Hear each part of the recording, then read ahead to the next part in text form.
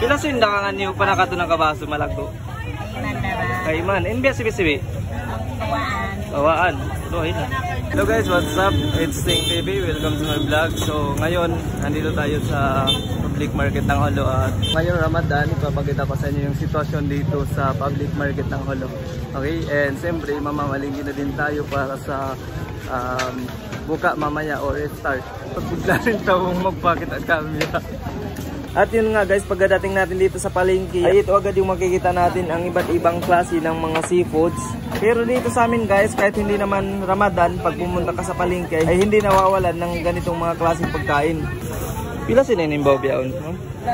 Gatos? Gatos ng kabutang? Pila sindakangan niyo pa nakato ng kabaso malagdo? Kaiman. NBS sibi-sibi? Bawaan. So ayan guys, yung sitwasyon ngayon dito sa public market ng Holo, siksikan yung tao sa dami dito na mamalingki sa public market dito sa Sirantis.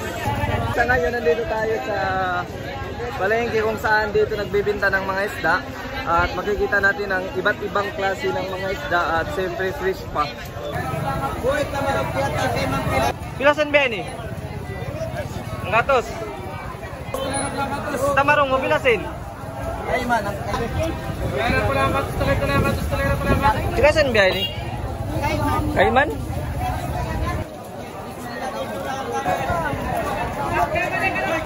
Bilang sila ang kabaso biyahe ni? Kaiman. Ilokot, Kaiman da? Indian, bilang sila yung kakukot? Ang gatos, kasi ang magkuraklawa. So yun guys, makikita natin ang iba't ibang klase ng seafoods na tagpan natin dito. So yung isang baso is 50 pesos lang. So sa ngayon mura pa lang yung paninda dito ngayon sa public market ng Holo. So ngayon magpapatuloy tayo dun sa dulo kung saan doon yung daungan ng mga bagong dating isda. Yung mga kapatid nating badyaw, makikita din natin nagbibenta sila sa gilid at ayos din yung presyo ng mga binibenta nila is mura. Ilan sila yung tulay? 5 pilak. Imbiyan? Inbong biyan, pila sa inbong? Oo. Inang buok? Nandito na tayo sa dulo kung saan dito yung mga bagong dating isda, yung mga sariwang-sariwa. Dito is makakahanap ka ng mas murang mabibili isda. Yung mas ayos dito is siyempre yung mabibili mo is yung mga bagong isda. Doon sa baba, ayan marami. So dito mas mura dito. Kakabili ka ng mas mura dito. Kaiman. So sa ngayon guys, yung mga presyo ng mga isda is maayos. Dahil maayos naman yung weather. So makakabili tayo dito ng mga 100 at mga 50 pesos yung isang tumpok. At sana tuloy-tuloy yung magandang presyo na kaya ng mga tao hanggang matapos yung Ramadan. At available din itong mga kainin ng manok at mga baka at wala ka din matatagpuan na kainin ng baboy dito dahil bawal yung baboy dito sa amin.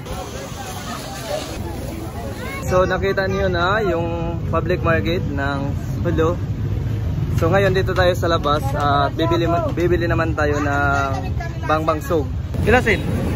Kawan? Pabaya kita. 1, 3. Yung bibili natin ngayon is ito yung tinatawag na tarangbulan. Originality niya from Malaysia.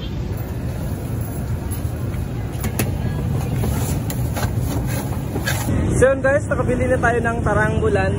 Pero dahil napakabait ng tao dito sa Sulu, hindi na tayo pinagbayad, binigay na lang sa atin itong tarangbulan. Shoutout sa iyo brother, inshallah more blessings sa iyo. And ngayon naman, bibili tayo ng bangbang soup.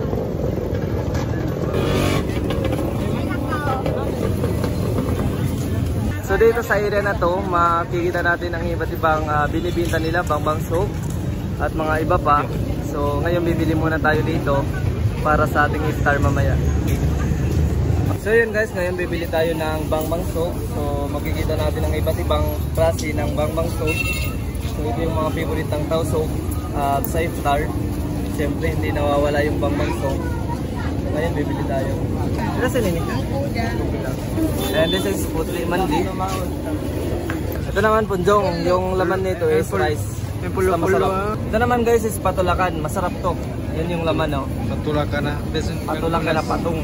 So ayan guys, nakabili na tayo ng bangbang sog para sa ating iftar mamaya or buka. And ngayon nandito na tayo sa labas ng public market. Ayan, makikita natin ang mga nagbebenta ng bangbang sog. So ayan guys, nakabili na tayo ng binili natin kung ano yung gusto natin. And yung oras ngayon is 3:47 na. So ilang oras na lang buka na or iftar, malapit na yung iftar. So ayan, ngayon let's go sa bahay para makapag-prepare na tayo ng ating pagbukaan or iftar. At kasama ko si Ed, ayan, mihaptiin natin, ayan na siya. And fix ko lang yung cellphone niya sana o taka cellphone iPhone 11. So that's all and thanks for watching. See you sa next video.